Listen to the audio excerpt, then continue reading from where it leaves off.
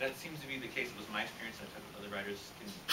That means that the responsibility sort of falls back on the agent at times.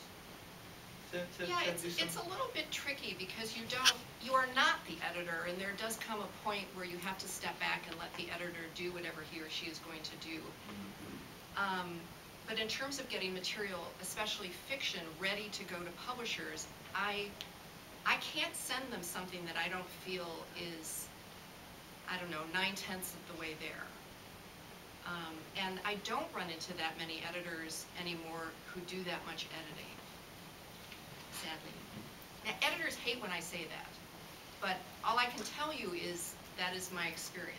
I've mentioned that because that's sort of my experience as well. Let's talk a little bit about the writers that you work with, the writers whose careers you have launched and the people that you represent. What sort of work do you gravitate toward?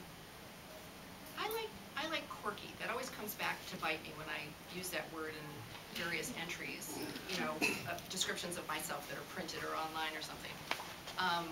Because I often find that people will quote it back to me in a rote fashion without necessarily understanding that much about my taste. But I like voice-driven material a great deal.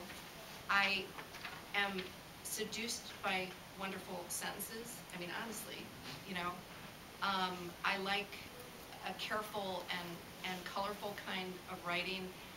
It would be good if you could also tell a story. I feel that strangely is the weak spot for a lot of my authors. The actual plotting of things doesn't always come naturally to them. Character development